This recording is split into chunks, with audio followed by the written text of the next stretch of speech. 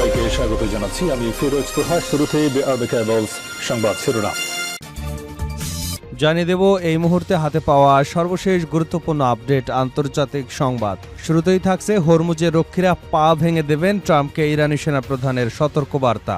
Hormuz প্রণালীকে যুক্তরাষ্ট্রের ভূখণ্ডে পরিণত করবার হুমকির জবাবে মার্কিন প্রেসিডেন্ট ডোনাল্ড ট্রাম্পকে কড়া বার্তা দিয়েছেন ইরানের সেনাপ্রধান মেজর জেনারেল হাতামি। এবারে জানাবো ইরানের বিরুদ্ধে যুক্তরাষ্ট্র ইসরায়েলের যে পরিকল্পনা ভেস্তে দিলেন এরদোয়ান। ইরানের পশ্চিমাঞ্চল দিয়ে হাজার হাজার কুর্দি যোদ্ধাকে প্রবেশ করিয়ে দেশটিতে সরকার পতনের একটি গোপন পরিকল্পনা বাতিল করা হয়েছে তুরস্কের মাধ্যমে। প্রেসিডেন্ট রিসেপ তাইপ এরদোগানের চরম আপত্তির কারণে শেষ পর্যন্ত এমন একটি অভিযান চালাতে অক্ষম হয়েছে যুক্তরাষ্ট্র ইসরায়েল। জানাবো মধ্যপ্রাচ্য থেকে ভয় আর হতাশা নিয়ে ফিরছেন মার্কিন সেনারা। ইরান যুদ্ধে হতাশ, মানসিক অসুস্থতার ঝুঁকিতে থাকা ৫,০০০ সেনা নিয়ে দেশে ফিরে যাচ্ছে মার্কিন রণতরী ইউএসএস আব্রাহাম লিঙ্কন। জানাবো রাশিয়া ও ইউক্রেন জুড়ে চলছে পাল্টাপাল্টি ড্রোন ও ক্ষেপণাস্ত্র হামলা। রাশিয়া ও ইউক্রেনের বিভিন্ন অঞ্চলে রোববার ব্যাপক ড্রোন হামলা এবং ক্ষেপণাস্ত্র হামলা চলছে। শেষ খবর হাতে আসা পর্যন্ত ৫ জনের মৃতের খবর পাওয়া গেছে। এবারে থাকছে লেবাননে কৌশলগত পাহাড়ে ইসরায়েলি হামলা। লেবাননের দক্ষিণাঞ্চলে আলিয়াল তাহের পাহাড়ে বিস্ফোরক নিক্ষেপ করে হামলা চালিয়েছে ইসরায়েলি সামরিক বাহিনী। রোববার লেবাননের রাষ্ট্রীয় বার্তা সংস্থা ন্যাশনাল নিউজ এজেন্সির বরাতে এ তথ্য জানিয়েছে আল জাজিরা। এবং সর্বশেষ জানাবো ইরানের উপর আরও কঠোর অর্থনৈতিক চাপ প্রয়োগের হুঁশিয়ারি ডোনাল্ড ট্রাম্পের। দেশটির বিরুদ্ধে আগামী সপ্তাহেই আগে কখনো দেখা যায়নি এমন ব্যবস্থা নেওয়া হতে পারে বলে জানিয়েছেন মার্কিন অর্থমন্ত্রী স্কট বেসেন্ট। খবরটি প্রকাশ করেছে লন্ডন ভিত্তিক আন্তর্জাতিক সংবাদ সংস্থা রয়টার্স। এতক্ষণ শুনছিলেন সংবাদ শিরোনাম, এবার থাকছে পুরো সংবাদ। দর্শক, অনুরোধ থাকবে ভিডিওতে একটি লাইক দিন, কমেন্টস করে জানিয়ে দিন এই ভিডিওটি আপনি কোন জেলা থেকে দেখছেন এবং শুনছেন। ইরান, ইসরায়েল, ফিলিস্তিনি যুক্তরাষ্ট্র যুদ্ধে আপনি যদি মুসলিমদের সাপোর্ট করে থাকেন তাহলে চ্যানেলটি সাবস্ক্রাইব করে রাখুন। হরমুজের রক্ষীরা পা ভেঙে দেবেন ট্রাম্পকে ইরানি সেনাপ্রধানের হুঁশিয়ারি। হরমুজ প্রণালীকে যুক্তরাষ্ট্রের ভূখণ্ডে পরিণত করবার হুমকির জবাবে মার্কিন প্রেসিডেন্ট ডোনাল্ড ট্রাম্পকে কড়া বার্তা দিয়েছেন ইরানের সেনাপ্রধান মেজর জেনারেল আমির হাতামি। খবর আল জাজিরার। ইরানের রাষ্ট্রীয় সম্প্রচার মাধ্যম IRIBর তথ্য মতে ইরানের সেনাপ্রধান মেজর জেনারেল আমির হাতামি হরমুজ প্রণালী নিয়ে করা মন্তব্যের জন্য মার্কিন প্রেসিডেন্ট ডোনাল্ড ট্রাম্পের কড়া সমালোচনা করেছেন। হাতিম বলেন, এ ধরনের মন্তব্য নিয়ে ঠাট্টা করা একটি বড় ভুল, কারণ এটা ইরান এবং এর এমন রক্ষী আছে যারা আপনার পা ভেঙে দেবে। তিনি আরও বলেন যে মার্কিন বাহিনীকে কার্যত বিতাড়িত করা হয়েছে এবং পারস্য উপসাগর, ওমান সাগর বা হরমুজ প্রণালীতে প্রবেশের অনুমতি তাদের আর নেই। হাতামি আরও বলেন, মার্কিন ঘাঁটিগুলোকে তাদের আগের অবস্থায় ফিরতে দেওয়া হবে না এবং ইরান কখনোই তা হতে দেবে না। ট্রাম্প হুমকি দিয়েছিলেন যে তিনি প্রণালীটিকে মার্কিন ভূখণ্ডে পরিণত করবেন। ইরানের বিরুদ্ধে যুক্তরাষ্ট্র ইসরায়েলের যে পরিকল্পনা ভেস্তে দিল এরদোয়ান।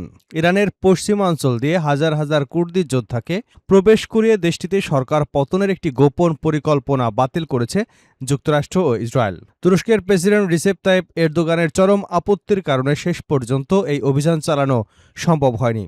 যুক্তরাজ্য ভিত্তিক সংবাদ মাধ্যম দ্য টেলিগ্রাফের এক প্রতিবেদনে এ তথ্য জানা গেছে। প্রতিবেদনে বলা হয়েছে, হোয়াইট হাউসের সিচুয়েশন রুমে মার্কিন প্রেসিডেন্ট ডোনাল্ড ট্রাম্পের সঙ্গে বৈঠকে ইসরায়েলের প্রধানমন্ত্রী বেনিয়ামিন নেতানিয়াহু ইরানের শাসন ব্যবস্থা পরিবর্তনের কৌশল তুলে ধরেন।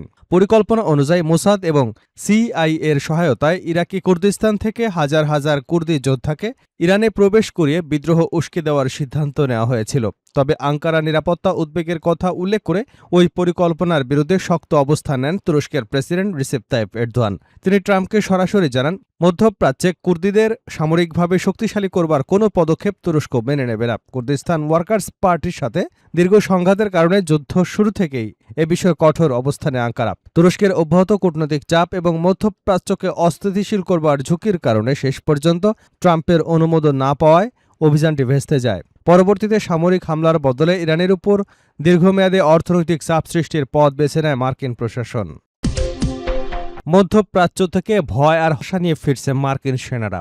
ইরান যুদ্ধে হতাশ, মানসিক অসুস্থতার ঝুঁকিতে থাকা ৫,০০০ সেনা নিয়ে দেশে ফিরে যাচ্ছে মার্কিন রণতরী USS আব্রাহাম লিঙ্কন।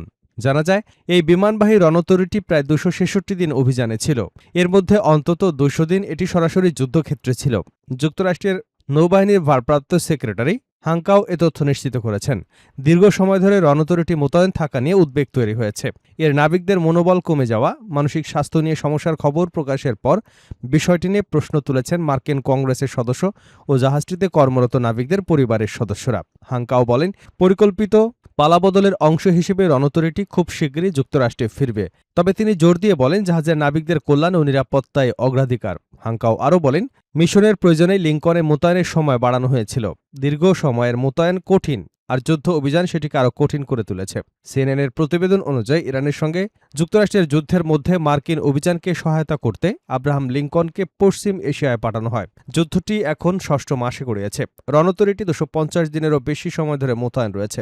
গত ২০০ দিনেরও বেশি সময় ধরে রণতরীটি কোনো বন্দরেই নোঙর করেনি। হাঙ্কাও বলেন, মোতায়েনের সময় জাহাজের নাবিকদের কঠিন পরিস্থিতির মধ্য দিয়ে যেতে হয়েছে।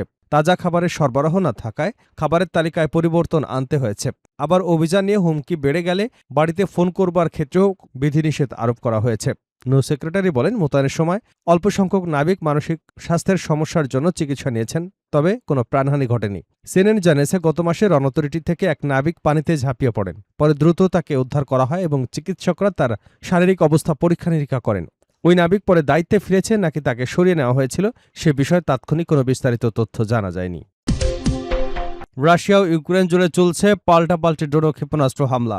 রাশিয়া ও ইউক্রেনের বিভিন্ন অঞ্চলে রোববার ব্যাপক ড্রোন হামলা ও ক্ষেপণাস্ত্র হামলা হয়েছে। দক্ষিণ রাশিয়ার রোবস্তা অঞ্চলের গভর্নর জানিয়েছেন, রাতভর ইউক্রেনের চালানো হামলায় ওই এলাকায় ৫ জন নিহত হয়েছেন। গভর্নর ইউরিস লাউসার বলেন, হামলায় বেশ কয়েকটি ভবন ক্ষতিগ্রস্ত হয়েছে এবং 2টি বনাঞ্চলেও আগুন ছড়িয়ে পড়ে। ইউক্রেনের কর্মকর্তারা জানিয়েছেন, রাতভর রাশিয়ার চালানো হামলায় অন্তত ৫ জন নিহত হয়েছেন। ইউক্রেন জানিয়েছে, তারা রাশিয়ার 3টি ক্ষেপণাস্ত্র এবং প্রায় 100টি ড্রোন ভূপাতিত করেছে। ইউক্রেনের রাজধানীতে বিমান হামলার সতর্কতা সকাল পর্যন্ত অব্যাহত ছিল। মস্কোর মেয়র জানিয়েছেন, রাতভর মস্কোতে ৬০০টি ইউক্রেনীয় ড্রোন হামলা হয়েছে। এই হামলাকে সাম্প্রতিক সময় চালানো সবচেয়ে বড় ড্রোন হামলা হিসেবে অভিহিত করেছে মস্কোর মেয়র।